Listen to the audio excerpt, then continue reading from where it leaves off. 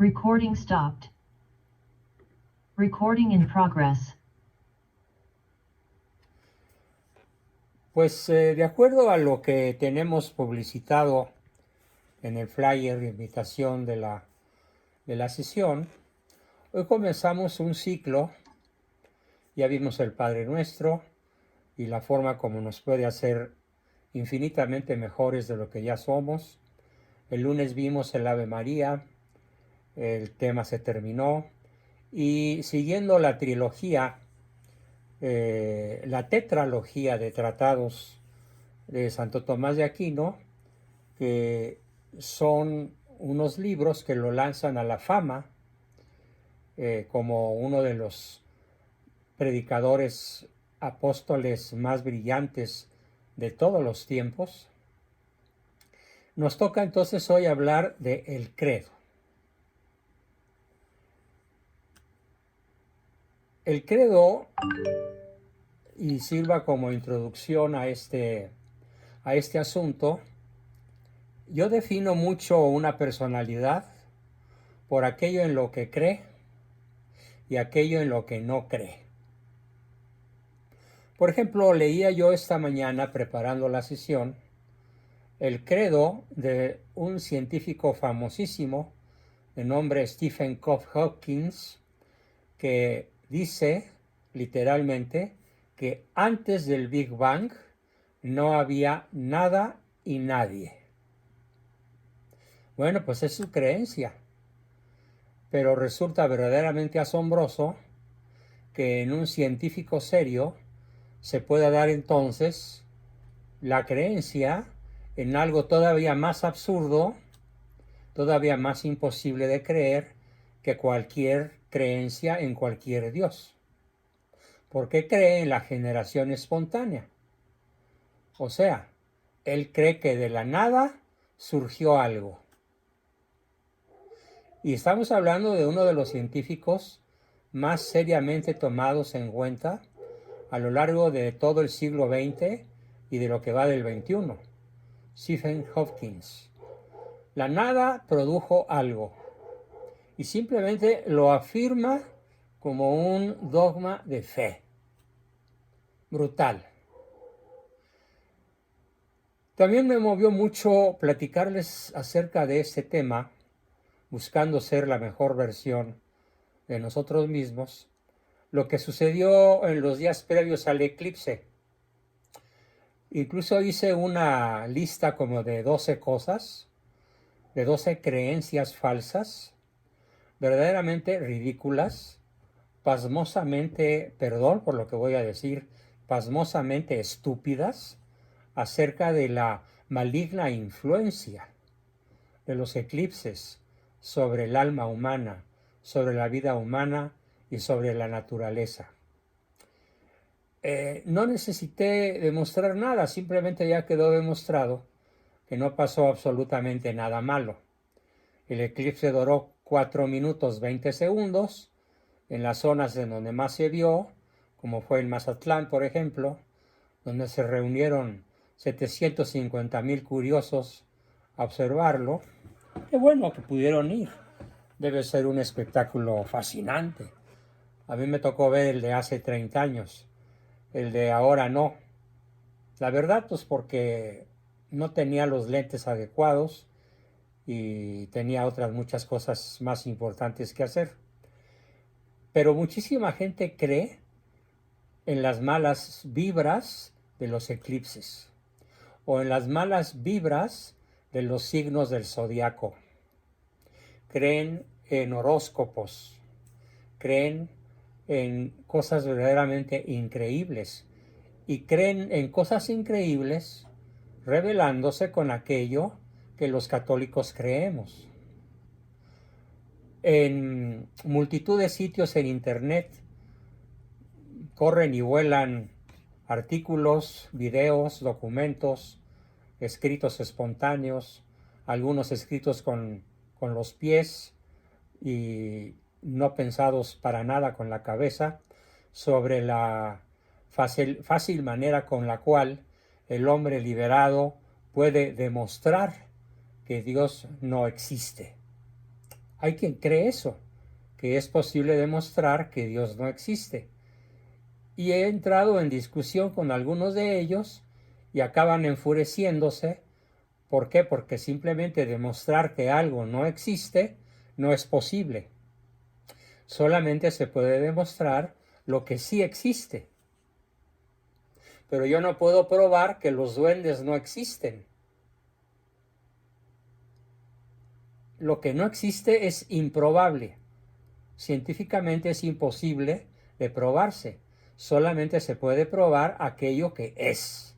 Pero este concepto, que por otra parte es tan simple para una persona libre de prejuicios y con suficiente nivel intelectual, resulta más creíble que el credo de los apóstoles, o que el credo in unum Deo, en un solo todo Dios todopoderoso, etcétera. Y así podría seguir yo enumerando que millones de personas en México creen que existe la capacidad para crear maldiciones a distancia, creen que existe el poder para hacer trabajos negros en los cuales alguien toma el poder de hacerle daño al prójimo, simplemente haciendo conjuros, haciendo actos esotéricos, y se la tragan, se la creen. Y ya creo que alguna vez les platiqué mi divertidísima experiencia con un conjunto que incluso tienen una asociación civil que se llama Los Brujos del Valle de Toluca.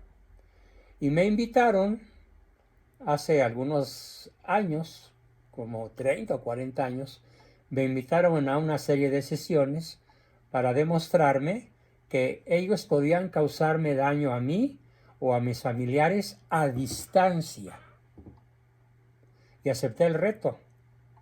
Por supuesto que no me pudieron causar ningún daño ni a mí ni a mi familia de ninguna manera. Eso sí, les advertí. Claro, si me ponen veneno en mi comida, pues eso sí.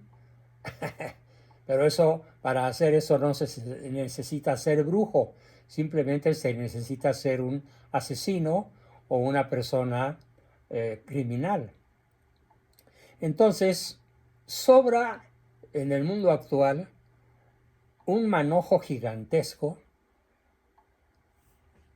de creencias en lo falso, de creencias en lo indemostrable, de creencias en mitos, en paradigmas, en cuentos de brujas, en cuentos de la abuela, en cuentos como los que nos contaban a nosotros la servidumbre cuando éramos niños, y después llegaba mi papá y era muy sencillo para él demostrarnos que aquello que nos habían metido en la cabeza y que a veces nos tenía llenos de miedo, a los 5, a los 8, a los 10 años, pues simplemente no era posible que existiera. Con toda esta introducción, ¿a dónde quiero llegar? Quiero llegar a aquello que hoy comenzamos. No en forma muy amplia, porque no logro conciliar el sueño de manera correcta y ando dando tumbos a lo largo del día. Incluso no me siento nada bien. Ya estoy buscando ayuda profesional para recuperar mi buen dormir, pero no ha sido fácil. Sin embargo, como siempre, quiero hacer el esfuerzo de estar con ustedes este rato, explicando un libro formidable que escribió Santo Tomás de Aquino y que tradujo mi papá, don Salvador Abascal. El libro se llama El Credo, así nada más, El Credo, comentado por Santo Tomás de Aquino, traducción del latín de Salvador Abascal. El Credo fue inicialmente escrito en italiano. Después el mismo Santo Tomás lo tradujo al latín, y la primera traducción mexicana al español la hizo mi padre en el año 1989. Yo todavía lo ayudaba bastante en su trabajo como gerente él de Editorial Yus, primero, después Editorial Tradición, que es la que edita este libro, El Credo, en 1989. La única cosa en la que no tuvo éxito mi padre fue en que pues, se hicieron un total de 5,000 ejemplares. De esos 5,000 ejemplares yo tengo uno físicamente y me tomé el privilegio de pasarlo a Word, transcribirlo a Word, para compartirlo con todos ustedes. Mi asistente tendrá la instrucción de hacérselos llegar a partir de mañana a todos aquellos que ya me dijeron o que me sigan diciendo que están al corriente en su colegiatura de abril, incluyendo los meses anteriores. Es un obsequio de un altísimo valor apreciativo. Es un libro de 89 páginas que les va a fascinar. Pero como la letra no tiene gesto y hay muchos párrafos que requieren una explicación filosófica o teológica o histórica o psicológica incluso, he escogido este maravilloso tema para desarrollarlo en las próximas sesiones a partir de esta, los lunes y los miércoles, dentro del marco de buscando ser cada uno de nosotros la mejor versión de sí mismos. ¿Por qué? Porque fíjense la premisa de la que parto. El ser humano es tan excelente persona como excelente es aquello en lo que cree. Apréndanselo. El ser humano es tan excelente persona como excelente es aquello en lo que cree. Así que procurando creer nosotros en lo máximo que podemos creer, pues simplemente, sin mucho buscarle, di con el credo, el símbolo de los apóstoles, y su explicación, que a su vez tiene el nombre del símbolo de Nicea Constantinopla, porque a pesar de que ya era el símbolo de los apóstoles, de los primeros 11, excluyendo a Judas naturalmente, fue hasta unos siglos después, en Nicea y en Constantinopla, donde escribieron la versión definitiva los padres de la Iglesia. En la lucha aciaga, acérrima, amarga muchas veces, como eran aquellos tiempos en los cuales tendrían que defender a la Iglesia y a la naciente comunidad cristiana de los ataques de las herejías, de los herejes.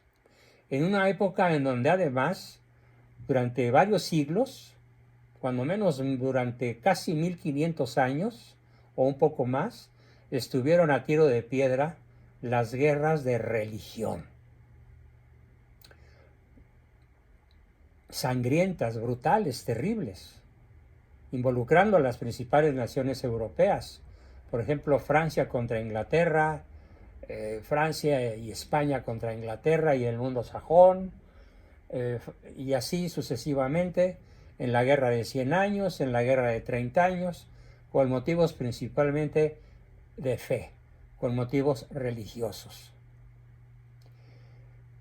En aquella época, el poder imperial de los emperadores romanos, conversos a partir de Constantino, por eso se llama el símbolo de Nicea Constantinopla, el imperio, los emperadores romanos, le prestaron a la Iglesia un servicio impagable, inconmensurable, que fue el servicio de convertir el catolicismo en la religión oficial del Imperio Romano, tanto de Occidente como de Oriente. Gracias al Imperio Romano, gracias a sus emperadores conversos, el cristianismo se esparció prácticamente por todo el planeta. Ahora tenemos una serie de herejías que podríamos englobar en una sola palabra: la teología de la liberación, conocida más bien con el nombre de progresismo. Ellos se pusieron ese nombre, los herejes de ahora, a partir del gran hereje de herejes. Y tal vez a algunos de ustedes va a sorprender el nombre que a continuación voy a dar. El hereje más famoso de toda la historia, sobre todo de los últimos siglos, fue el jesuita francés Pedro Teilhard de Chardin, al cual muchos católicos desinformados o malformados admiran, reverencian y prácticamente lo tienen como su santote, como su santón, siendo además que fue condenadísimo por la Iglesia Católica de manera formal.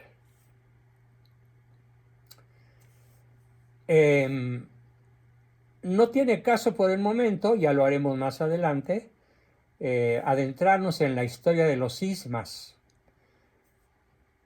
Pero nada más quiero decir que Santo Tomás de Aquino fue canonizado el 18 de julio de 1323 por el Papa Juan XXII. Tendrían que pasar más de 8 siglos para que hubiera un Juan XXIII. Juan XXII canoniza a Santo Tomás y luego San Ignacio de Loyola, el fundador de los jesuitas, bajo los cuales hice mi principal base de estudios escolarizados, tanto la prepa como la universidad. San Ignacio de Loyola adopta a Santo Tomás, tanto en filosofía y en teología, como su propio doctor, e incluso el propio y exclusivo doctor para toda la compañía de Jesús. Los malos jesuitas, que abundan hoy en proporción de 8-2, ya predominan los malos, predominan los herejes, predominan los progresistas, predominan los teólogos de la liberación, los guerrilleros, predominan los malosos, predominan los heterodoxos. Y ya platicaremos incluso de mis amargas experiencias en choques frontales tremebundos con ellos, al grado de que uno de esos choques me costó incluso quedarme sin trabajo una buena temporada y tener que cambiarme de ciudad, porque mi vida llegó a estar en peligro,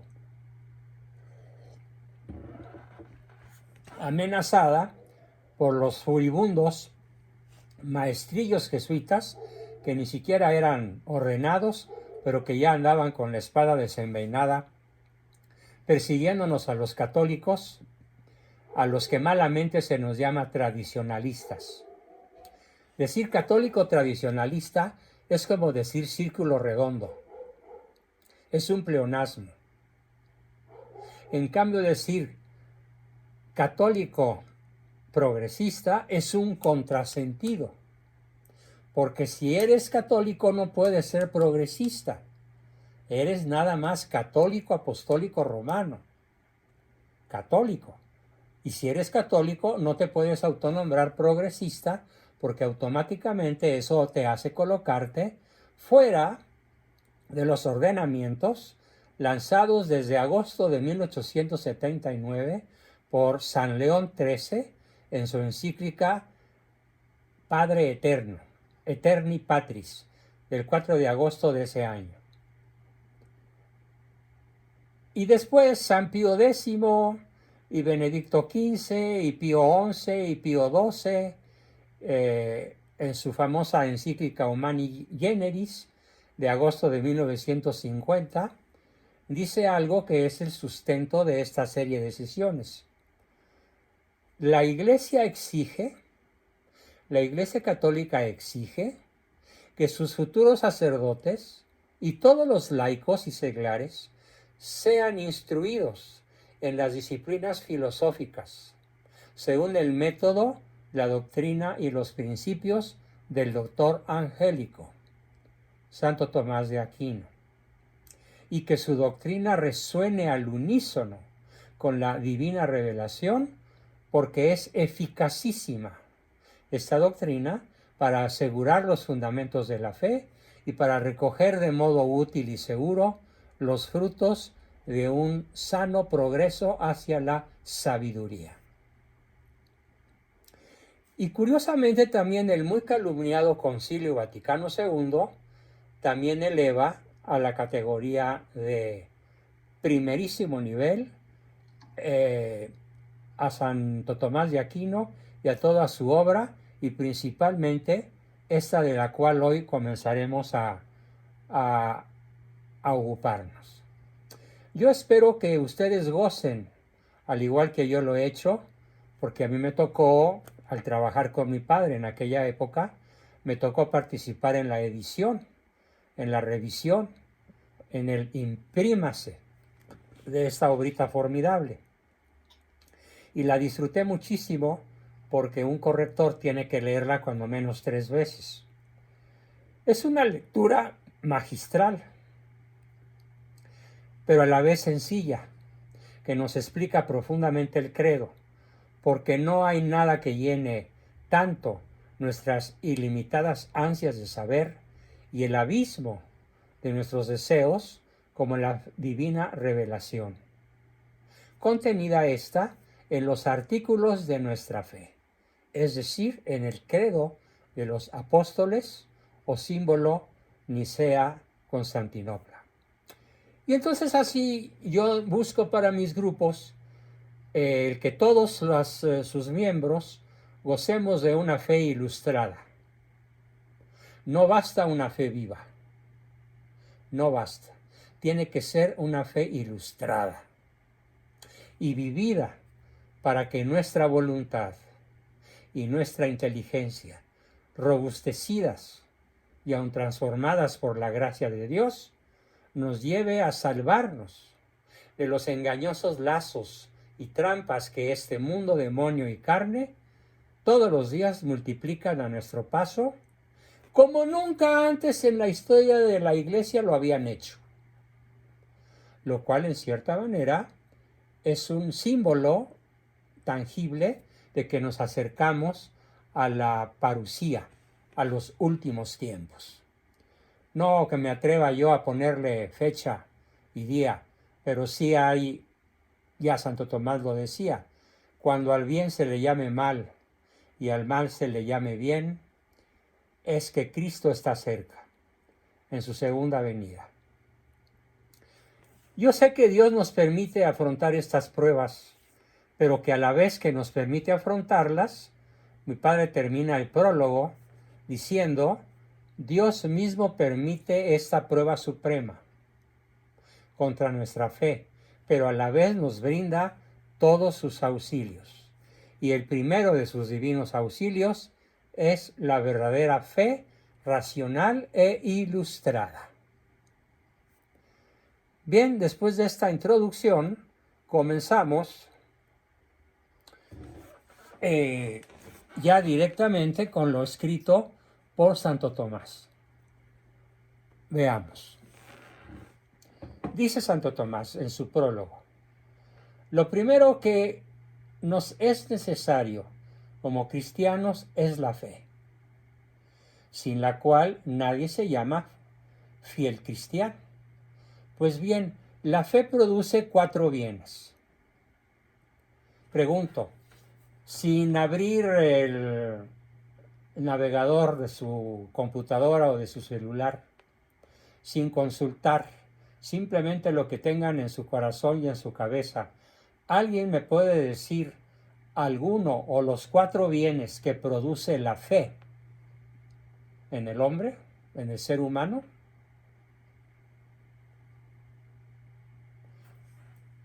Emilia. Que la paz. No. Bueno. No sé. Sabiduría. Muy generalmente sí, pero no. Bueno, no me asombra, por supuesto. Les confieso que yo tampoco me lo sabía. No, bondad, no. Son 4 dones que voy a explicar. 4 beneficios extraordinarios de los cuales conviene estar sumamente conscientes. No es confianza en Dios, ¿no? Es que es muchísimo más que eso. Sí, amor, esperanza, ¿no? No, bueno. Ok, perdón. Primeramente, por la fe se une el alma a Dios. ¿Cuál es el beneficio? La unidad del alma con Dios. Por la fe cristiana, el alma realiza una especie de matrimonio con Dios. Se desposa con Dios. Lo dice Oseas, el profeta Oseas, capítulo 2, versículo 20. Yo te desposaré conmigo en la fe. Ujú. Por lo cual, al ser bautizado el hombre, desde luego confiesa la fe. Cuando se le pregunta, ¿crees en Dios? Porque el bautismo es el primer sacramento de la fe. Lo dice el Señor, el que crea y sea bautizado será salvo. Porque el bautismo sin la fe es inútil. El bautismo sin la fe es inútil. Por lo cual es de saberse que nadie es aceptado por Dios sin la fe. Sin la fe es imposible agradar a Dios. Por esta razón San Agustín, comentando en su epístola a los romanos, comentando la epístola de San Pablo a los romanos, dice, ojo, toda inspiración espiritual que no proceda de la fe es pecado. Por eso comencé por hacer la lista enorme de aquello que hoy son creencias que no proceden de la fe y que por lo tanto son pecado. Es pecado creer en horóscopos. Es creado creer en cartomancia. Es pecado creer en esoterismos. Es pecado creer en que los planetas producen una alineación perjudicial para la naturaleza y para el alma humana. Todo lo que dije es pecado. Si no lo sabían, ahora ya lo saben. Porque dice San Agustín, todo lo que no proceda de la fe es pecado. Donde falta el conocimiento de la eterna e inmutable verdad, falsa es la virtud, aun con las mejores costumbres. No tiene desperdicio, lo repito. Donde falta el conocimiento de la eterna e inmutable verdad, falsa es la virtud, aun con las mejores virtudes. Comenzamos entonces por la fe, y su primer don maravilloso es que nos desposa con Dios. Segundo bien. El segundo bien es que mediante la fe comienza en nosotros la vida eterna. Por la fe comienza en nosotros la vida eterna. Porque la vida eterna no es otra cosa que conocer y poseer a Dios. Por lo cual dice el Señor, la vida eterna es que te conozcan a ti, el solo Dios verdadero. Pues bien, este conocimiento de Dios empieza aquí por la fe. En esta tierra comienza por la fe, para perfeccionarse en la vida futura, en la cual lo conoceremos y lo poseemos tal cual es. Por lo cual se dice en Hebreos 2, la fe es la substancia de las realidades que se esperan. Formidable, ¿eh? La fe es la substancia de las realidades que se esperan. No creemos en cosas que no son substanciales. Dios es substancia. La vida eterna es substancia. El cuerpo humano resucitado glorioso es substancia física, material. Cristo es substancia. Por eso el sacramento se llama transubstanciación. Entonces, este conocimiento de Dios empieza aquí por la fe, para perfeccionarnos en la vida futura, en la cual lo conoceremos y lo poseeremos tal como Él es. Ups. Y repito algo que a mí me conmovió muchísimo. La fe es la substancia de las realidades, no de las fantasías, no de las creencias, no de la imaginación, no de los misterios. Es la substancia de las realidades que se esperan. Así que nadie puede alcanzar la bienaventuranza, que es el verdadero conocimiento de Dios, si primero no lo conoce por la fe. Dice San Juan: bienaventurados los que no vieron y creyeron. El tercer bien. El tercer bien de la fe en nosotros es que la fe dirige nuestra vida presente. Es la gran rectora de nuestra vida presente. En efecto, porque para vivir bien es menester que el hombre sepa qué cosas son necesarias para bien vivir. Y si tuviera que aprender por el estudio todas las cosas necesarias para bien vivir, o no podría alcanzar tal cosa o la alcanzaría después de demasiado tiempo. En cambio, la fe enseña todo lo necesario para vivir sabiamente. La fe enseña todo lo necesario para vivir sabiamente. Aquí sí acertaste, Aneta Betanzo, cuando dijiste, creo que fuiste tú, la palabra sabiduría. En efecto, la fe nos enseña la existencia del Dios único, que recompensa a los virtuosos y castiga y cobra las consecuencias de los malvados. Y nos enseña que hay otra vida y otras cosas semejantes, que nos incitan suficientemente a hacer el bien y a evitar el mal. Como lo dice el profeta Habacuc: mi justo vive de la fe. Lo cual es manifiesto porque ninguno de los filósofos de antes de la venida de Cristo, ninguno de los filósofos de antes de la venida de Cristo, ni siquiera el mismo Aristóteles, pudo saber tanto acerca de Dios y de lo necesario para la vida eterna cuanto se supo después de la venida de Cristo. Que cualquier viejecita analfabeta puede conocer mediante la fe. Entonces, la fe de una viejita campirana analfabeta la hace infinitamente más sabia que al más sabio de los filósofos precristianos. Aristóteles, y Sócrates, y Platón, y Anaxímenes, y Anaximandro, y Tales de Mileto, y la enorme lista de genios griegos y romanos, Tácito, Suetonio. Ninguno de los filósofos griegos y romanos anteriores a Cristo alcanzaron el nivel de sabiduría que cualquiera de nosotros puede alcanzar por la sola fe.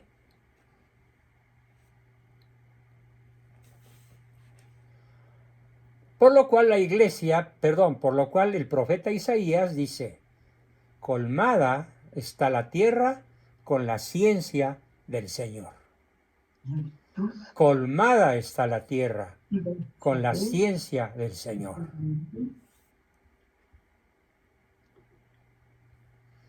Cuarto bien. El cuarto bien que nos produce la fe es que por la fe vencemos las tentaciones. Según leemos en la epístola a los Hebreos de San Pablo, por la fe los santos vencieron reinos. Por la fe los santos vencieron reinos. Y esto es patente porque toda tentación viene o del diablo, o del mundo, o de la carne.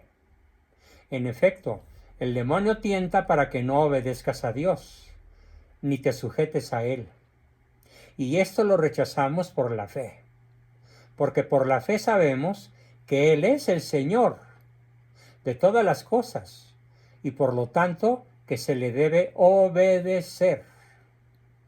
Como lo dice como lo dice Pedro en su primera epístola: Vuestro adversario, el diablo, ronda buscando a quien devorar. Resistidle, firmes en la fe. El mundo, por su parte, nos tienta, ya sea seduciendo con la prosperidad o aterrándonos con lo adverso.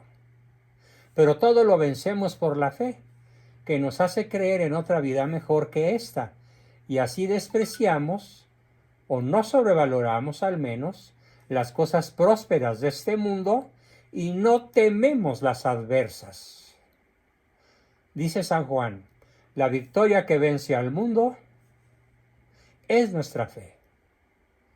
Y a la vez nos enseña a creer que hay males mayores a cualquier desventura que nos pueda ocurrir en esta tierra. Y ese mal infinitamente mayor a cualquier desventura que nos pueda ocurrir en esta tierra es el infierno eterno. La carne, en fin, nos tienta induciéndonos a las delectaciones momentáneas. Delectaciones. Espero que se entienda este término. Es el deleite de las tentaciones momentáneas, de las delectaciones momentáneas de la vida presente. Pero la fe nos muestra que por ellas, si indebidamente nos les adherimos, perderemos las delectaciones eternas. Para lo cual, la recomendación de San Pablo en su carta a los Efesios es: embrazad siempre el escudo de la fe. Con todo esto, queda patente que es grandemente útil tener una fe inquebrantable. Pero alguien podría decirme, es una tontería creer en lo que no se ve, así es que no se puede creer en lo que no vemos. Y respondo, en primer lugar, la imperfección de nuestro entendimiento resuelve esta dificultad. Porque si el hombre pudiese perfectamente conocer por sí mismo todas las realidades visibles e invisibles, necio sería creer en lo que no vemos. Repito el concepto muy denso. Traten de asimilarlo. Si el hombre pudiese perfectamente conocer por sí mismo todas las realidades visibles e invisibles, necio sería creer en lo que no vemos. Pero nuestro conocimiento es tan débil que ningún filósofo pudo jamás descubrir a la perfección la naturaleza objetiva, completa, de un solo ser, de un solo insecto. En efecto, leemos que un filósofo vivió 30 años en soledad para conocer la naturaleza de la abeja. Por lo tanto, si nuestro entendimiento es tan débil, ¿acaso no es insensato no creerle a Dios, sino lo que el hombre puede conocer por sí mismo? Por lo cual sobre esto se dice en Job, ¿qué grande es Dios? Y cuánto excede abrumadoramente nuestra ciencia.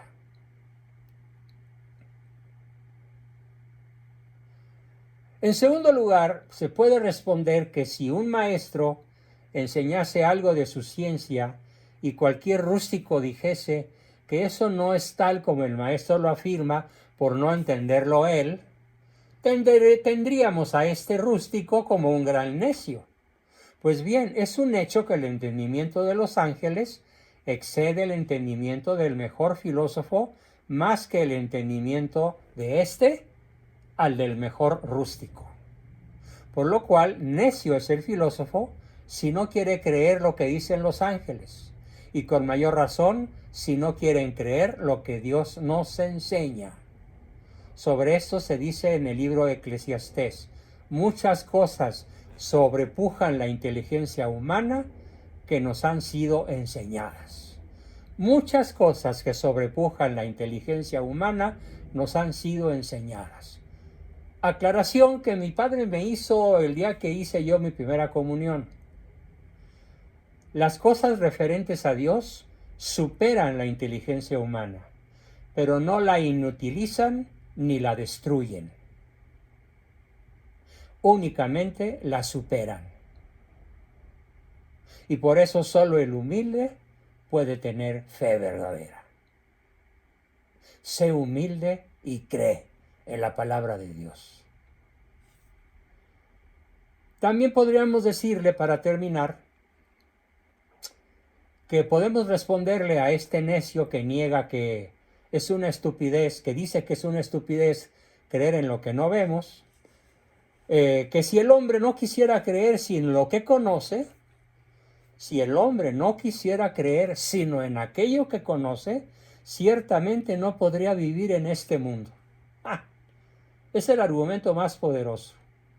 En efecto, ¿cómo se podría vivir sin creerle a nadie? Si recibes un cheque y no crees que lo puedas cobrar, si te hacen una promesa de amor y no puedes creer en ella, si te señalan la veracidad de un gran descubrimiento y tú no crees en él, o si como le pasaba a los reyes de la corte de Napoleón, cuando vieron el invento del señor Volta, que es el que inventa el arco voltaico y descubre la aplicación práctica de la electricidad, y no creyeron en él. Pues si finalmente hubo un francés que creyó en el señor Volta, pudo valerse de la electricidad, y todos aquellos que no le creyeron a Volta, pues se quedaron sin las maravillas que nos entrega la electricidad. Hace 2 siglos. ¿Cómo creer ni siquiera que tal persona es mi padre? Por lo cual es necesario que el hombre le crea a alguien sobre las cosas que él no puede, sobre las cosas que yo no puedo, que tú no puedes conocer perfectamente por mí mismo, por ti mismo. Pero a nadie hay que creerle tanto como a Dios. De modo que aquellos que no creen las enseñanzas de la fe no son sabios, sino necios y soberbios, como dice el apóstol en la primera epístola a Timoteo. Soberbio es y no sabe nada. Soberbio es y no sabe nada. El señor Stephen Hawking, al negar que antes del Big Bang exista algo capaz de producirlo, le aplica perfectamente esta frase final. Soberbio es, y con todo y su sabiduría, tan reconocida en los ambientes científicos de la actualidad, yo sostengo que el señor Stephen Hawking no conoce nada de lo esencial para salvarse. ¡Qué pena! En cambio, Timoteo exclama, yo sé bien en quién creí y estoy cierto de aquello en lo que creo, creí y seguiré creyendo. Bien, pues hasta aquí nuestra sesión de hoy. Pensé que iba a ser mucho más corta, pero me fue saliendo la energía y tenemos unos poquitos minutos para, como siempre, preguntas, comentarios, aportaciones, dudas, aunque tal vez no me pueda extender tanto como otras veces. ¿Quién quiere comenzar? Adelante.